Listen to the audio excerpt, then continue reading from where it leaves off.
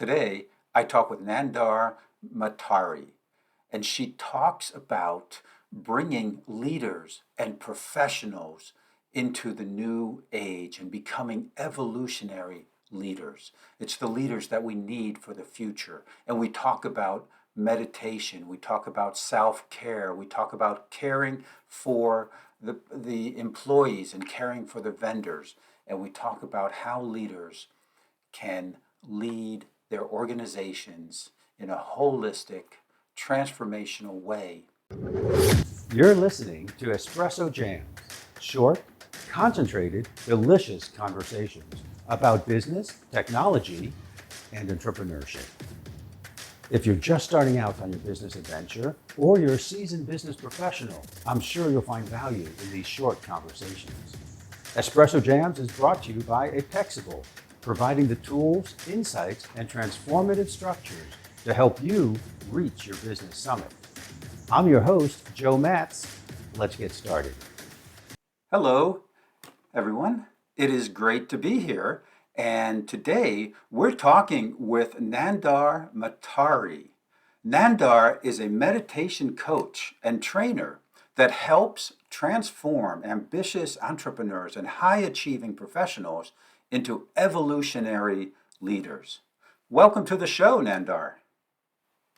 Thank you very much, Joe, for having me today. It is great to have you here. And tell us, where do you hail from today? I am right now in my holiday visiting my family in Singapore. Currently, I'm living in Switzerland, but I work with people from New York City and, yeah, you would say European and also Asia via Zoom, That is, like everyone right now.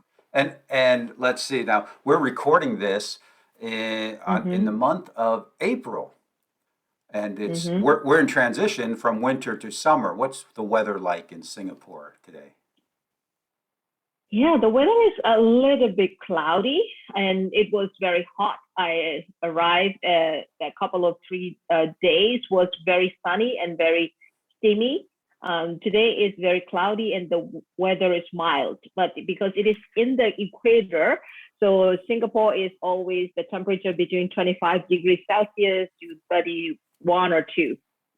So I would say today is about 25, so it is pleasant. Okay, that's nice. Yes. So we have so much to talk about today. Just really enjoyed the conversation with Nandar and before we got on here, and so let's jump right into it.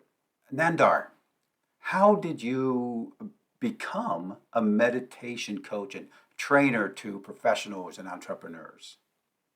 Yeah, that is a very good question. I didn't train myself intentionally, so to speak, to become a meditation coach and trainer, but it is a part of how I live. I was born and grown up in Myanmar, so it is a Southeast Asia country, and currently we have war.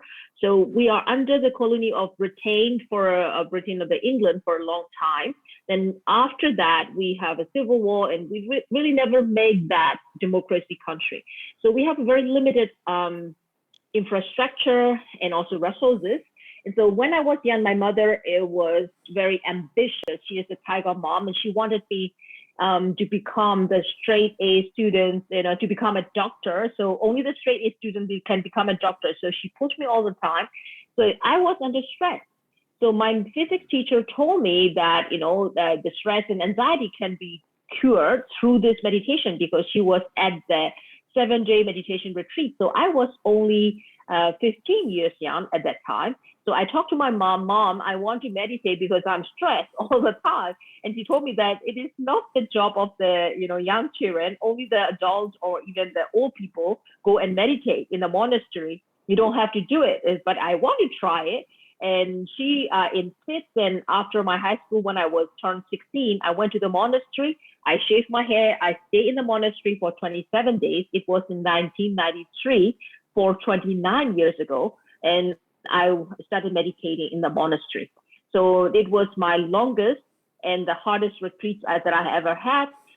But I found that techniques that will help me to become the master of my life and my mind. I knew that back then. So fast forward 20 years later, so I was in Germany. I'm leading my team, in the financial consulting company. So the people have all this stress and all this anxiety. They couldn't sleep at night, and they come to me and ask me, "How do you make sales? How can you make all of those, um, performance? Though you are not a German and you become a team leader and so on." I said that I take care of myself. You have to meditate, and also, when you are calm and confident, you have to present all those to the client. So that will make you sales. So I started teaching them to meditate in 2010, right? Like in 12 years ago. And it really changed how they act and how they present into the, and with the clients and so on. With that, and like in 2014, I decided myself, to become this full-time meditation coach and trainer, because I tried so many times. I become a team leader, and then later on, I become a sales manager in the financial services company as well. But whenever I make the next sales, the next jump, but I didn't feel fulfilled, and I felt that okay, if there is something wrong. So I also become more and more spiritually developed, and I was ready to make the next transformation for myself, and to do something which is coming from my mind and from my heart, from my heart, and so not from my mind. So that's why I chose to become meditation coach and trainer in Germany, Frankfurt, in 2014 March. So it has been 8 years journey, and I'm growing. Thank you very much. Yeah, wow, that is quite a journey. And it sounds like you found your passion after 20 years in the financial service industry. You found your passion, and it's interesting to me that your passion sprung from what you had been doing already. You had been meditating so long, and that became then something that you became very good at, and from living that experience, and formed your business based on that experience. And in my world, we call that the keys, KEE, knowledge, experience, and expertise. And Nandar, I'm a longtime meditator also, and have seen many benefits from meditating. I'm not always consistent, sometimes twice a day, sometimes once every couple days, but it is so refreshing and so renewing. I feel like it's like taking a vacation in 20 minutes and just Yeah. letting go of that stress. And I know a lot of people meditate, and there's a lot of talk about meditation and different styles of meditation. So there are many different styles of meditation that I think everyone can adapt to their life if they have an interest in doing so. You don't need to go to a monastery, right? Just asking. Yeah, that is a good one. You don't need to go, but it's a very intense and very proper way to learn to meditate. So I would say that there are three forms of how the people can start to meditate. The first thing is you go to the retreat, or the weekend retreat could be, and this is a very good moment or seminar, you would say, and like weekends, or maybe 1 week, or even the 1 month as you can, right? So I wouldn't suggest to start with 1 month, maybe like weekend would be great. And so that you're really in touch with that energy of the peace and the love.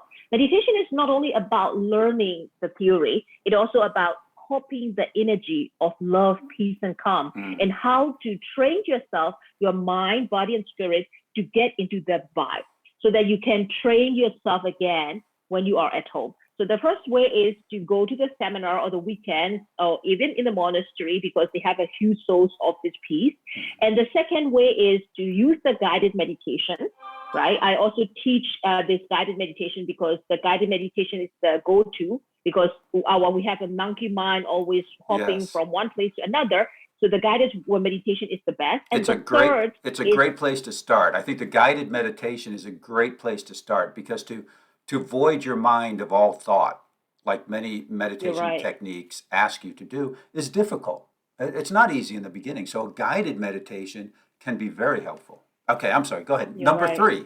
Yeah. Number 3 of learning to meditate is about having the meditation teacher, of course, because the meditation teacher must have gone through his or her own experience of meditation, and he or she knows what are the mind traps and how we can overcome all these things. So there are 3 ways that the people can really start to meditate.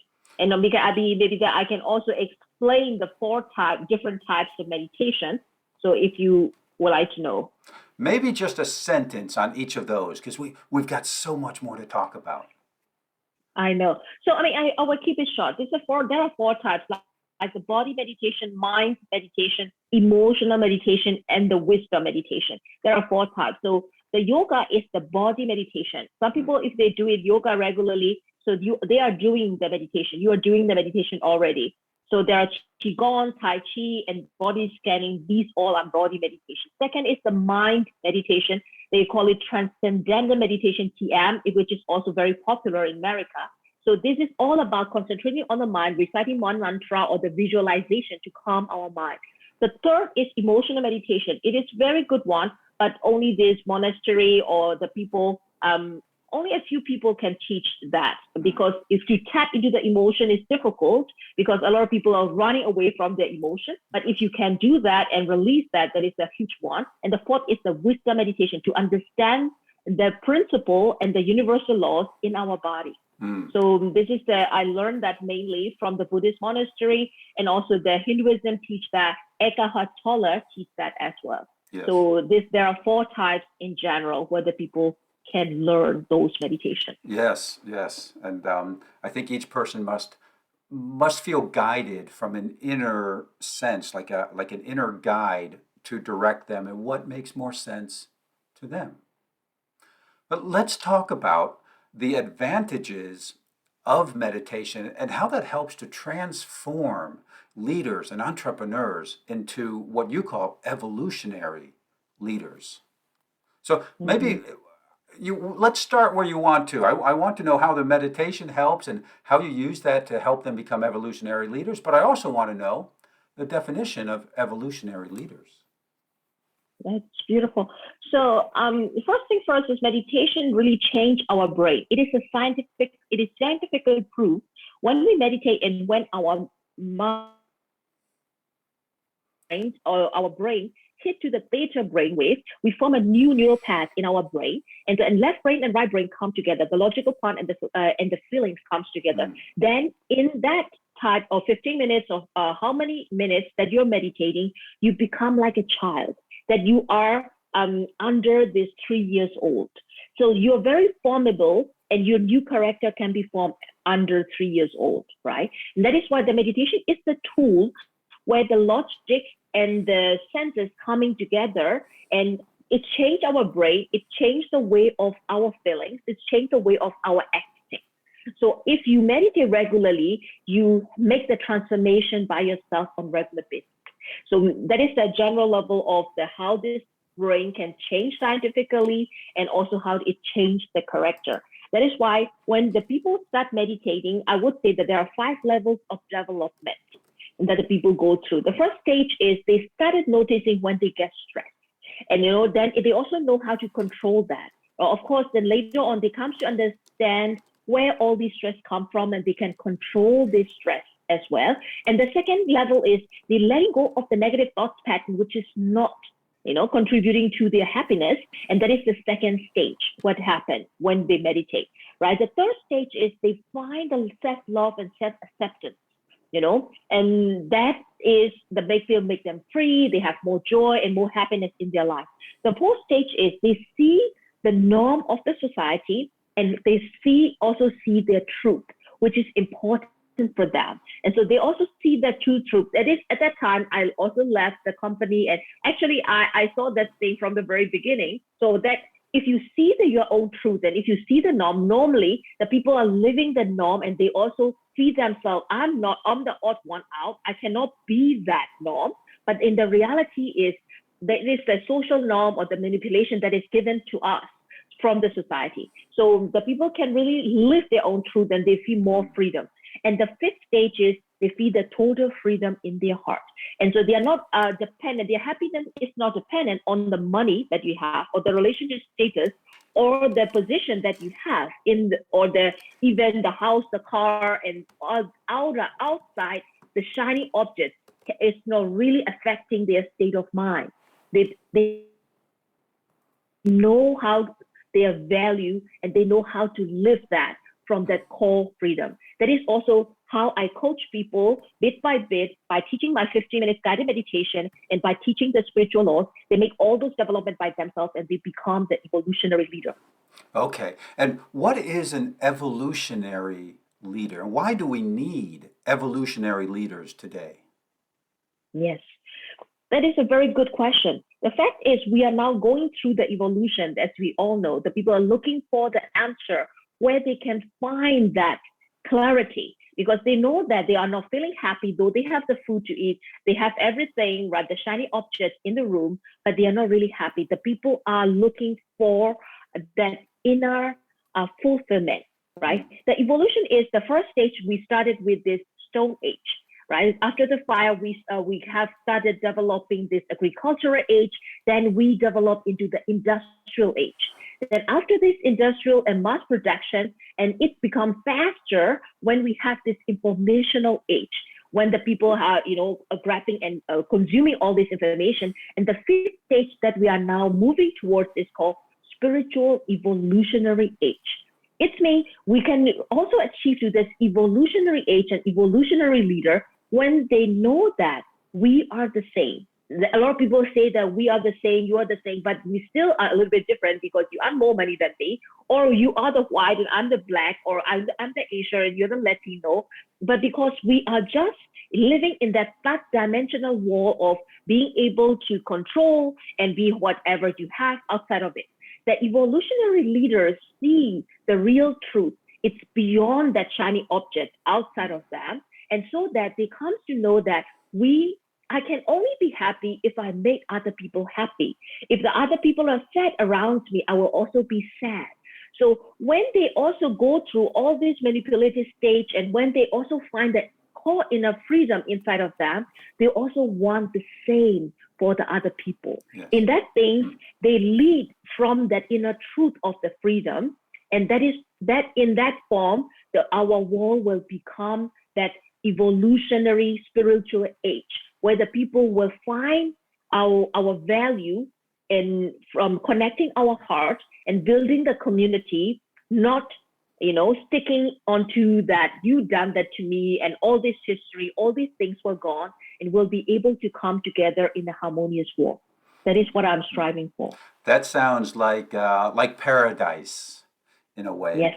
And and I believe in a very real sense, we are all connected and we see what's going on in the world today and how the world has gathered together for a cause. That's a very sad thing that's happening. But it seems like we are together in this. It doesn't matter your skin color. It doesn't matter your political leanings or your religious leanings. What's happening over in Eastern Europe is so large and so terrible that it brings us together. And it's almost sad that it takes something like this to bring us together. Because we see if our neighbor is hungry and we are not, and we have plenty of food, we should help our neighbor. But we should help our neighbor, I believe, in providing opportunity for them to express themselves, opportunities for them to be themselves, opportunities for them to achieve as much as they want or stay at a level that is sufficient for security, food, and shelter. As an evolutionary leader, what can one do to begin to move in that direction? Because we're all starting where we are, right? And we all have our own path to follow. But if someone wants to become more of a leader of tomorrow or an evolutionary leader, what can they do? They can work on themselves. The reality is there is no outside or the inside world. We are one. The outside world that we are having on seeing outside of the conflict and discrimination is because there are a lot of people who are living in this separation and the conflict inside of us as well. So there are one saying from the author saying that the Hitler and also Mahatma Gandhi is inside of me. So then I just said that, okay, I can agree with that Mahatma Gandhi, right? But I cannot agree myself with this Hitler. And the reality is I have this like Hitler who are like to discriminate other people, and I also have like with Mahatma Gandhi who want to have see the world peace. And the reality is, we each an individual of us holding that different grudges and different thoughts, and also the good and bad intention inside of us.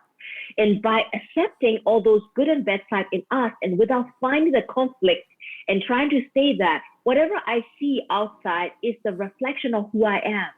And so that I will be walking on my anger, I'll be walking on my greed, I'll be working on everything that is happening inside of me. And by being able to let go of all these negative thoughts, feelings, and emotions, and all the growl, and then forgive ourselves and forgive other people, that is the real truth and the real peace can be born inside of us. And with that peace and with that clarity, we'll be able to build a new world outside of us. That's why each and individual can be the evolutionary leader if you find the evolution in us. So finding it inside of you. I've often Yeah. felt like I am a conglomeration of contradictions inside of myself. Mm-hmm. I want world peace. I love peace, but I also want to be able to protect myself and my family physically if danger were to come our way. And I find that Mm-hmm. contradictory, but I find that okay.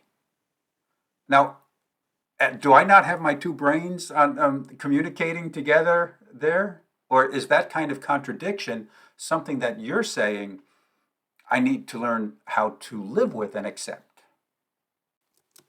The thing is that it is the contradiction world in our head, because we think that I want to have a world peace.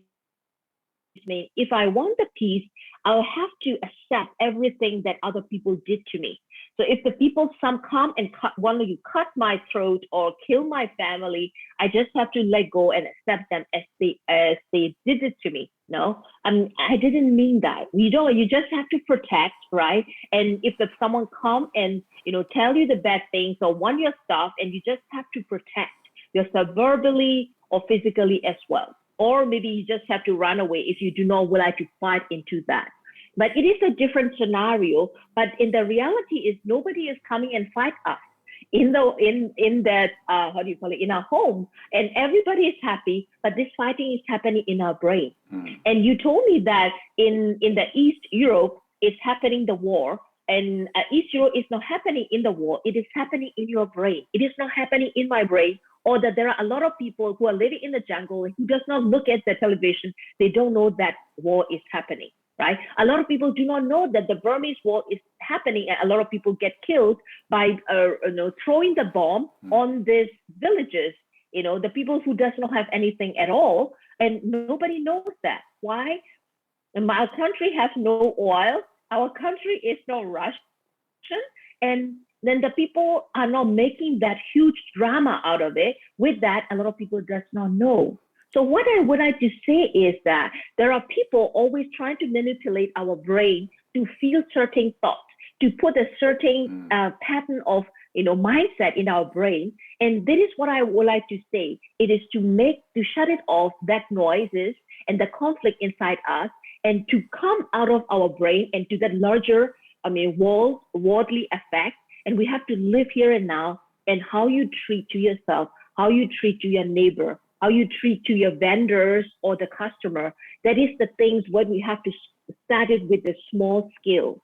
Right. So in that form, it's about living the peace from here and now, and not in that worldly concept, is what I mean about this evolutionary leader. Okay. Because one of the conflicts I see in business is we want our business to be profitable, but we also want to Mm-hmm. take care of our employees.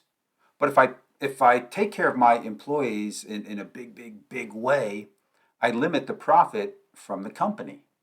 And there are external influencers and external um, folks who have an interest in the profit. So Mm-hmm. how does one balance the profit and taking care of the people that are working for them and their vendors and their customers? Because there must be a balance in there somewhere, right? Yeah, it also depends. At last is that the people receive what they hope for. For example, what you think that, for example, you think that you might need $10,000 to survive or thrive. It is just a number that is coming up in my brain because you have the car, you just think that you want to send your children to the good school, right? And you also want to travel to sometime. So for the employee is that by having all of that, then the 10,000 is the minimum that somebody must have, right? But maybe that the employees, when he thinks that 5,000 or 3,000 is more than enough. So I do not want like to get all the cars because I have to repair that. I do not want that. And I also do not have the kids. They can also stay with me and I want to take care and nurture make the homeschool. And he or she also will eat only vegetables because it is out of my ethic. And I would like to plan my own and I want to enjoy my time of this, agricultural thing. And that is the way how I want to live. So in Atlas is that everybody has a different way of, living their life. Having the money itself money is the very low denominator of showing the wealth. So how you are using the wealth, how you are using the money and in which intensity that we live is how you are taking care of your client. So you can also decide how much money you would like to make for yourself and also how much you want like to take care of your employees. And a lot of people think that by giving a lot of money to other people, you are taking care of the other people. But most of the people want is the acknowledgement and the friendship and the smiling, and then really care for the other people well-being. That is much more needed than the money itself. That is why, so I would be saying that you can decide or every employee can decide, but we have to look beyond the money. Yes, it's so important. And I think the definition of success is changing. The definition of success is no longer the big house and the big car and the huge vacation. The definition of success is being happy, being satisfied and being happy and being a contributor and getting satisfaction from knowing that you're a contributor to good things all over. And Mm-hmm. that is another subject for a long conversation, right? But Yeah, we're yeah. coming to the end here, Nandar, and I'd like to ask if you have any final words or any Mm-hmm. actionable takeaways for our listeners today.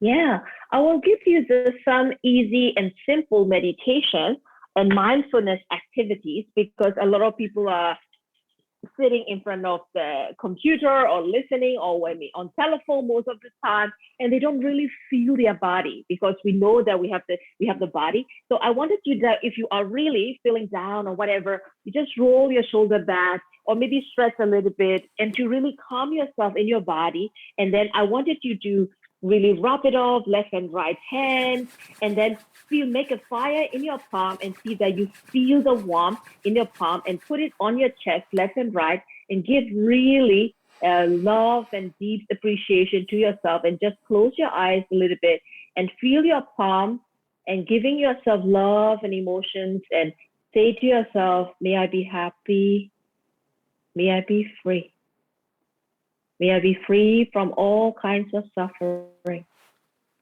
may I be peaceful, and may I be free. So it is a short prayer, and you just give to yourself the short prayer.